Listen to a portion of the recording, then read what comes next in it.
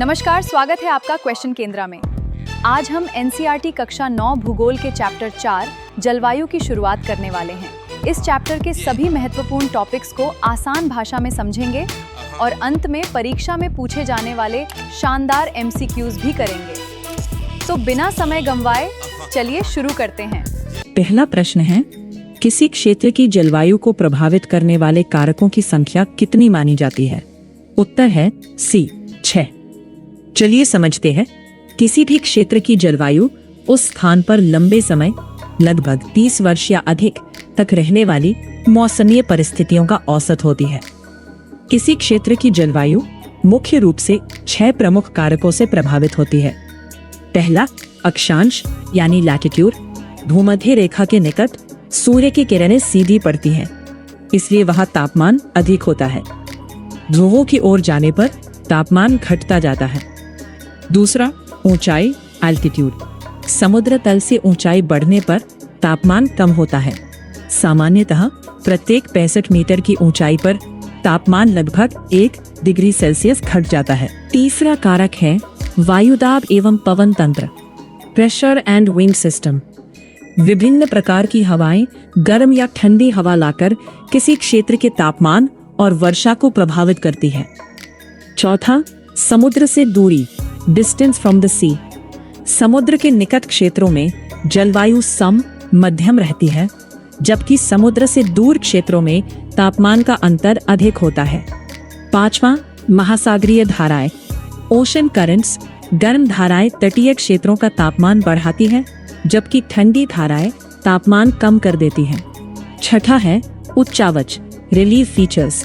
पर्वत, पठार और मैदान वर्षा तथा पवनों की दिशा को प्रभावित करते हैं।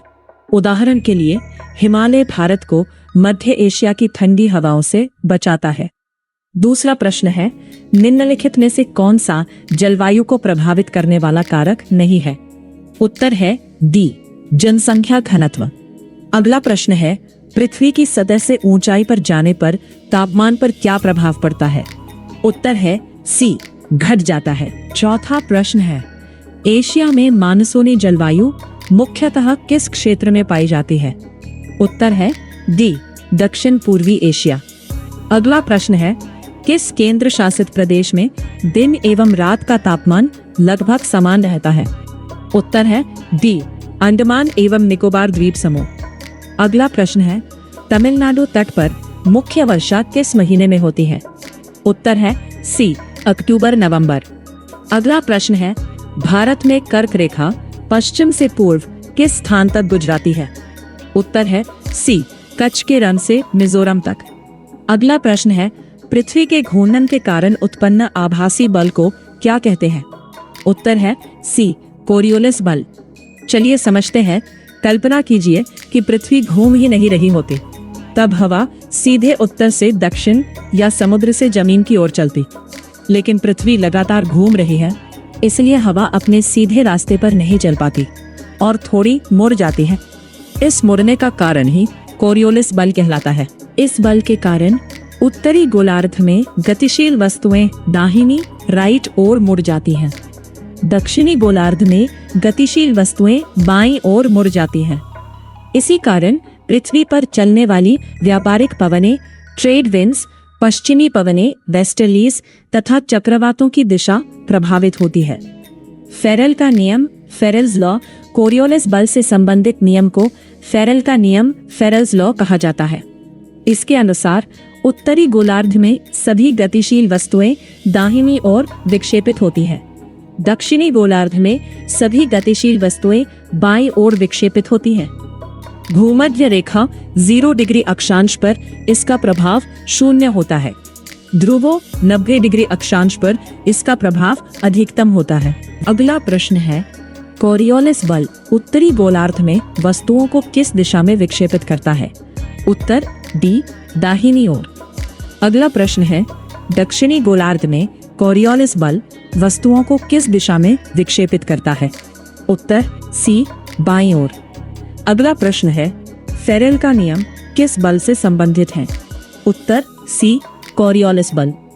अगला प्रश्न है, किस रेखा पर कोरियोलिस बल का प्रभाव 0 रहता है? उत्तर सी, भूमध्य रेखा। अगला प्रश्न है, किस स्थान पर कोरियोलिस बल का प्रभाव अधिकतम रहता है? उत्तर डी, ध्रुवों पर। अगला प्रश्न है, भारत के ऊपर निम्न वायुदाब का क्षेत्र मुख्यतः किस ऋतु में बनता है? उत्तर सी, ग्रीष्म ऋतु। अगला प्रश्न है, निम्न वायुदाब बनने का प्रमुख कारण क्या है? उत्तर बी, भूमि का अधिक गर्म होना। अगला प्रश्न है, उत्तर पूर्वी मानसून से सर्वाधिक वर्षा किस राज्य में होती है? उत्तर सी, तमिलनाडु। अगला प्रश्न है, भारत में दक्षिण पश्चिम मानसून सामान्यतः कब प्रवेश करता है? उत्तर सी, जून। अगला प्रश्न है 18, किस ऋतु में हिमालय के उत्तर में उच्च वायुदाब का क्षेत्र बनता है? आंसर बी, शीत ऋतु। 19, शीतकाल में पश्चिमी विक्षोभ के कारण होने वाली वर्षा को क्या कहा जाता है? Answer C, महावट। 20, ग्रीष्म ऋतु में भारत में कम वायुदाब का लंबवत क्षेत्र कहां से कहां तक बनता है? आंसर सी, थार के रेगिस्तान से पटना एवं छोटा नागपुर पठार तक। 21, ग्रीष्म ऋतु के अंत में पूर्व मानसूनी वर्षा मुख्यतः किन राज्यों में होती है? आंसर डी, कर्नाटक एवं केरल। 22, ग्रीष्म ऋतु के अंत में होने वाली वह वर्षा जिससे आम जल्दी पक जाते हैं किस नाम से जानी जाती है? आंसर सी, आम्र वर्षा, मैंगो शावर्स। 23, भारत में वृष्टि छाया रेन शैडो क्षेत्र में कौन से क्षेत्र आते हैं? आंसर सी, दक्कन का पठार एवं मध्य प्रदेश का कुछ भाग।